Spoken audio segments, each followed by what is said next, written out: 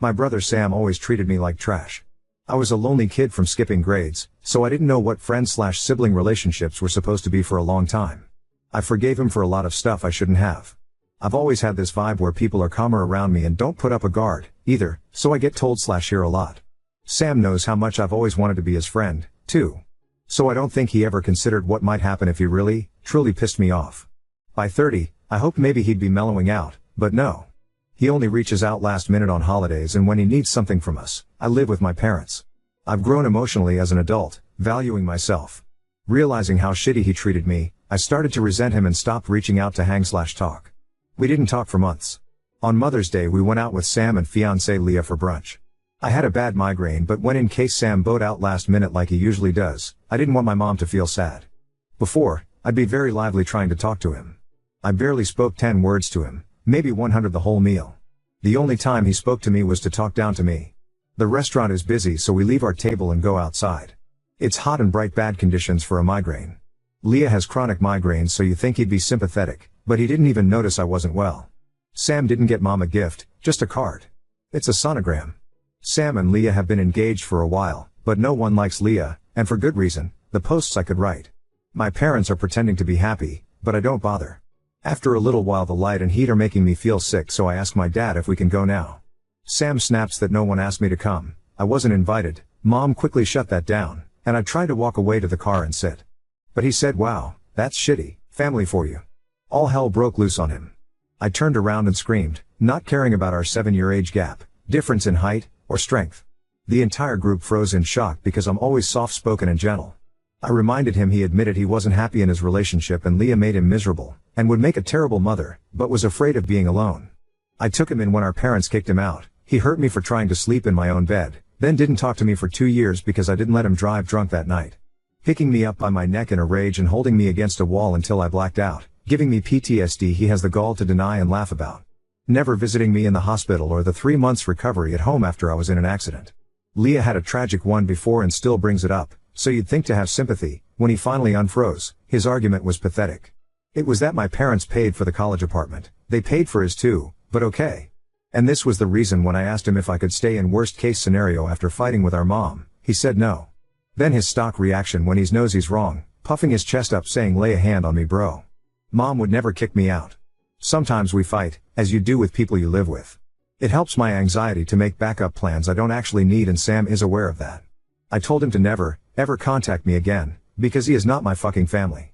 Dad gently steered me back to the car and I sat inside. They talked for a while after I got in but I wasn't listening. Leah isn't speaking to her family, and now doesn't even have his family. Way to admit we aren't family. Leah tried to explain that Sam declined because they have 2 large dogs and they were worried something might happen to my tiny dog, Pebbles. Mom said I never planned to bring Pebbles, because I couldn't separate her from my parents' dog. Leah looked confused and aide Sam told her I wanted to bring the dog.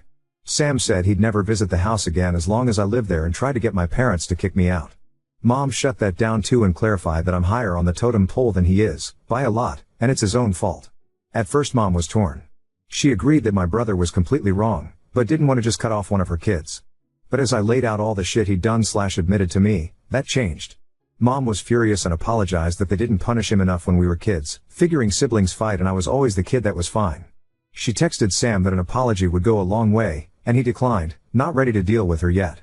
My parents told me that if I'm not invited to the wedding, they won't go either, so he would finally have some consequences. I wouldn't go. It's the principle. Some of what I told her was the actual sum of money he'd stolen from Dad over the years. We knew, but didn't think it was 800, had sex in my and my parents' bed, and just how badly he hurt me. Sam only has his good job because Dad pulled strings.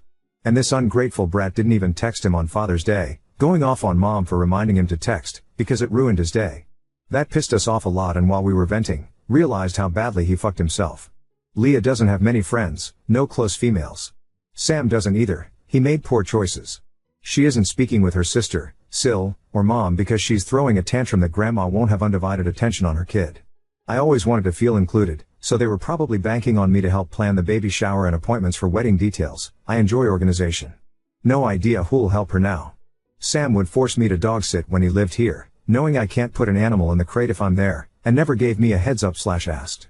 Leah already alienated Mom for babysitting with a bitchy comment years ago and Leah said she wouldn't want strangers watching her kids. So they probably figured I'd be the compassionate sister, as always, and watch my nibbling. Sam often used me as a therapist. When my dog of 14 years passed, I got nothing. One of his dogs is older and already blind and deaf. He told me he was terrified of the day she passed because he wouldn't know what to do. Valp, can't lean on me anymore. I haven't bothered checking, but figure the engagement is strained. Sam is a known liar and I can barely try to bluff in a game of Uno. Leah heard what Sam said about his feelings towards her, and realized Sam lies to her about me. Wonder how that's working out. Don't know, don't care. They're both blocked. We have a bet going that he doesn't want to deal with me yet because he thinks by his birthday, I'll cave in and get him a gift, and he'll get out of this with no apologies yet again. His mistake. Edit, people requested names versus initials for readability and fixed a typo. Oop, don't worry. Sam can drop down and cry for forgiveness, but it won't be coming. Our dad doesn't show emotion much, and when he heard about the cash total, he was so sad and said I can't even trust family. My heart broke. Before that I was open to real apologies and effort to repair our relationship, but that was the last straw for me. Oop, oh yeah, my stomach absolutely dropped seeing the sonogram.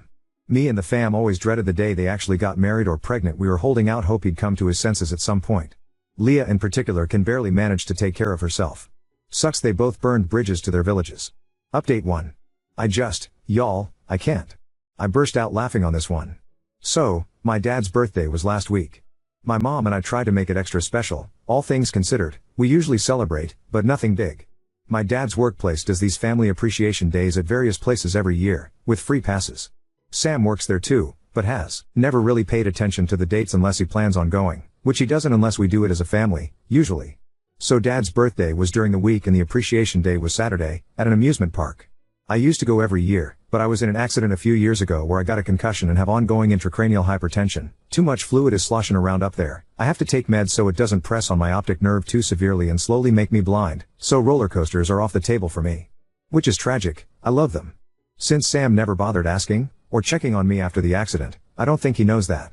Shockingly, Sam did actually text Dad on his birthday. He asked if my parents wanted to do something over the weekend, about midweek. Dad said they'd see later on as the weekend came closer, because Dad takes a week of his vacation around his birthday and has been doing a lot of projects around the house. Then on Friday, Sam texted again, asked if he wanted to do something. Saturday was off the table, of course, and my dad returned to work on Sunday morning for a short shift. So he asked my mom if she wanted to go. Mom said no, but Dad was free to go without her if he wanted to. My dad said he wasn't going to go without her. So Dad said no, they were busy Saturday and he worked Sunday. Mom told me about the text last night and I mentioned that I really hoped that it would have been a no from them, even if they weren't busy. Mom reassured me, then cracked a joke, maybe we'll get back to him about his birthday near Christmas. Sam is famously bad at celebrating things / giving gifts / cards until long past the normal window, despite us living about 10 minutes from each other. Like, bruh, what the hell did you think was gonna happen? We're all very aware that I'm the favorite child, especially since Sam is such an asshole. It was really the laugh I needed after everything. Side note, a commenter point out that when Sam choked me out, what happened was actually strangulation of a minor, you know, a fucking felony crime. God, that tore me up inside. I was used to my brother getting physical, so somehow crime never crossed my mind up to that point. He literally escaped the consequences on that one. I kinda wanna see if there's anything I can do, but I think it's been too long since. Anyway, my mom told me about the text after that. It did make me laugh, so it helped. Like, oh, man. I wonder if Sam is ready to deal with me yet, LMFAO. ETA, I guess people don't understand what's happening here? Sam probably doesn't realize there were actual plans on Saturday, and Sam and my dad work at the same place. It'd be easy to find his schedule for Sunday. Either way, he's going to think my parents aren't seeing him on my behalf and realize that they aren't forgiving him either, for the very first time. When Sam choked me out, what happened was actually strangulation of a minor, you know, a fucking felony crime. Oop, well, yeah, it definitely hit me hard when it was pointed out to me. I got really worried for my future nibbling, considering that Sam obviously hasn't grown out of his violent, short temper from how he reacted to that fight. But it's been like, 15 years. Which sounds awful to still be hurting about, but I mean, trauma is still done. I'm also kind of worried about nibbling because Sam has history of downward spiral / stressful times turning him into a lazy, intoxicated asshole. And like I said in my first post, Leah can barely take care of herself. I feel bad for that baby already, but I think Sam is counting on me feeling that way. I also genuinely don't know where to start, with the legal thing? I feel like if I went down to the station they'd laugh me out of there based on the time frame alone, but I don't know. That could be the anxiety talking. Oop, I sincerely doubt they would be allowed in the house. Leah has ain't about us coming over unannounced too often, which means like, twice in a year. Both times when cars had trouble nearby. Never mind that her family gets to visit frequently. We also genuinely loathe Leah. She pulled Sam and I away from our dad at the hospital when we didn't know if he could die. To go to her mom's weekly dinner? Sam did end up snapping at her on the drive back, and Leah pulled my dad's dead card. And Sam was actually kicked out of the house when his dog accidentally hurt Mom because he wouldn't discipline the dog. She told him to get her shit together because it was unacceptable. He called her a bitch. Mom threw him out. It does upset me that my parents failed me like that, but I know they genuinely love me. I think that incident in particular wasn't reported because my parents fostered at the time for money to pay off bills and for Sam's college books and stuff, and it would have cost them their license. Sam was only home on breaks at that stage and we didn't have any kids with us. As for being guilted into babysitting, I have literally lost all compassion for the both of them. I'll call CPS myself before I let them treat that child poorly, or if God forbid, Sam tries that shit where he just leaves them with me without saying anything. They are not my family anymore. Now second story. Stepdaughter's mother and my husband had a secret affair while grieving our loss, leaving me conflicted and heartbroken. My stepdaughter Becca, 14F, died 4 weeks ago. I've been in her life since she was 7 years old. We were extremely close. My husband Derek, 40M, his ex-wife Sam, 38F, and I, 35F, get along very well. There has never been an issue in the 7 years that I've been with Derek. Sam has always been kind to me. She didn't even care that Becca called me mom too. Right after Becca's passing, Sam had so much anxiety and depression that she was unable to be by herself. She has no family besides us, so I invited her to stay with us. Sam hardly leaves the house. She mostly just sleeps in Becca's room, which is completely understandable. I always tell her that I'm here if she needs me and that I want her to take her time with grieving and that there is no pressure to go back to her home. Today I needed to run some errands, so I asked Sam if she'd like to join me to get out of the house a little bit, but she declined and said she'd rather just stay at the house and sleep. I told Derek that I was leaving and that I would be back in 2-ish hours. He works from home. I also told him to check on Sam every once in a while, and maybe try getting her to eat something. After stopping at the post office, I realized I forgot my library book that I needed to return, so I went back home to get it. As soon as I walked in the door, I heard moaning coming from mine and Derek's bedroom. I immediately knew what was happening. And my heart completely broke in that moment. I wasn't completely sure what to do, but I ended up deciding to confront them, so I walked to the bedroom and opened the door and began yelling at them both. Sam started having an anxiety attack and ran to the bathroom while Derek kept apologizing profusely. I asked him what the hell was happening. He told me that he made himself and Sam some lunch and they began talking about Becca, and shared some memories. And then Sam ended up kissing him and he didn't pull back, and then it ended with them in our bed. They're begging me to understand that it was just grief that caused them to become intimate and that they both made a mistake. I don't know what to do. I love this man. And I love Sam. I'm heartbroken that they did this to me and put me in this position. I feel so stuck. Update 1. I decided that I'm filing for a divorce. I can't ever trust him again. It sucks because we had an amazing relationship, I thought. He's always been great, so this was a complete shock to me. Last night, Derek came over to talk. He confessed to a lot. Turns out it wasn't their first time having sex like most people thought. They've been having sex since 3 months before Becca died. I am completely shocked and heartbroken. Sam also reached out last night and thanked me for everything I've done for her, and told me she was sorry. I didn't respond. I blocked her. I did so much for Sam and considered her a friend, so this hurts a lot, more than I can handle. This is all too much. As hard as this is gonna be, I need to leave Derek and cut them both out of my life. I am ready to do so. I am done. Also, some people are saying I deserve this because I should have known better than to let Sam into our home, around Derek. But, you need to understand that I'm a giving person. I trust people more than I should. I truly thought Sam was an amazing person. I know it's unusual to become friends with your husband's ex-wife, but it's just how it went for us and I shouldn't be blamed for what happened. Thank you to everyone who commented nice things and for the kind messages. You've all been helpful during this insanely difficult time. I appreciate it. I'm getting lots of questions about some things, so I figured I'd answer a few of them. Have I told anyone about what happened besides my mom? Yes, I told a few friends and some family members. Most of them are supportive of my decision and aren't speaking to Derek. Where is Derek staying? Currently, he's staying at a hotel. Our friends refuse to let him stay with them. He's lost a lot of people due to his awful decisions. Has he tried fighting me on getting a divorce? Yes, he begged me not to file for divorce, but when I told him I needed him to just let me go, and that I was too exhausted to fight him on this, he let it be and agreed to getting a divorce. Why isn't Derek staying with Sam? He told me he didn't want to continue to hurt me, so he told Sam he was done with her for good. And that they have no reason to speak to each other anymore. I have no idea if that'll last and if they'll just end up together, but I truly don't care what they do anymore. I just want peace.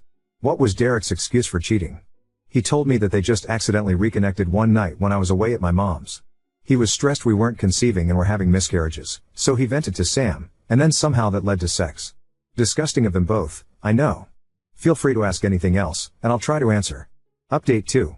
I just found out that he is staying with Sam and not at the hotel. He told me it's too expensive to stay at a hotel and Sam is the only one that'll help him right now. I had a feeling this would happen. Just knowing that they are still probably sleeping together hurts my heart. I talked to a lawyer this morning and we are proceeding with the divorce and Derek agreed to it. It's actually happening, and I feel some relief that he's not fighting me on this. My mom leaves on Sunday, I'm scared to be alone. But I go back to work on Monday, so I'm hoping it'll be a good distraction. Update 3. Becca's diary. I decided to go through some of Becca's stuff today. I just found her diary in a box in the back of her closet. Would it be wrong to read some of it? I feel like it would help me feel closer to her, but part of me feels like it's wrong too. I haven't told Derek that I found it either, and I'm unsure if I should tell him. What would you do? Update 4. I figured it's been a few days, so I should give a little update. My mom is leaving in a couple hours, so I'll be alone. I'm kinda nervous about it. She helped me stay distracted and kept me going. How I'm gonna handle her being gone. I go back to work tomorrow, first day back since Becca passed away. I'm looking forward to it though because it'll keep me distracted. Also, I did read some of Becca's diary.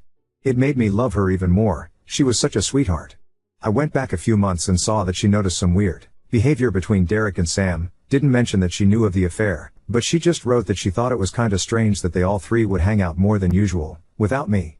I might read more, but so far I haven't found anything that's disturbing, just her being a teenager and talking about crushes, fights with friends, happy family memories, etc. Update 5. Started randomly getting a lot more messages/comments, so I figured I'd do another little last update. My first week back at work went great. I wasn't expecting it to go so well, but thankfully it did. My coworkers were so helpful and patient with me. On Friday night I decided I didn't want to stay home all weekend alone, so I decided to drive up to my mom's. It helps I have a 3-day weekend so I can spend more time with her. I'm heading back home tomorrow. Also, for those of you that have messaged me hateful things for reading Becca's diary, I just have to say, you aren't in my shoes right now. Telling me I'm a bad mom because I'm reading her diary is just ridiculous. I learned so much more about her, about how caring and sweet she is, and it made me love her even more. It's how I'm able to feel so close to her right now, so please don't tell me I'm a bad parent for just trying to get by one of the hardest times of my life. You have no idea what it's like. I don't have much of an update, so this will be it. I'll come back and update once the divorce happens though. Update 6. Sam saw my Reddit post and is threatening to sue me. Sam made a fake FB profile to message me and tell me she wants to sue me for telling strangers about what happened. Derek supports her apparently. I don't need this. Am I not allowed to vent about my life to people online? I just want life to get better. I'm so tired. Fuck you, Sam. Fuck you, Derek. Edit. Sam is in the comments and messaged me on here too. Blocked her. No, I just ignored her. It might be an empty threat just to make my life harder, but I'm unsure. Sam's message said, I'm actually baffled. She thinks Becca would be disappointed in me, WTF. I don't think I can do this anymore. I have been as strong as I can be, but I have been really struggling. So much is going on and I'm just so tired. How can I keep going? I just want to be with Becca. I miss her. I miss her smile. I miss her laugh. I miss how she'd try to make you laugh when you were sad by telling dad jokes. I miss how she liked being in the garden with me. I miss seeing all her new drawings. I miss her beautiful eyes. I miss everything about her. I just want her back. I need her back. Edit. I'm okay. I just needed a space to vent. I was getting so many messages asking if I'm alright, and I just wanted to say thank you to those that reached out. I am okay. I will be okay. Some days are harder than others, but I think I'll get through this. Update 7. Sam took her life on June 20th, 2024. Sam ended up taking her own life on June 20th. I am still trying to process everything. She had hurt me deeply, but this isn't something I wanted whatsoever. And Derek blames me. I feel so many things and I'm gonna be away for a while again, but I wanted to update you all.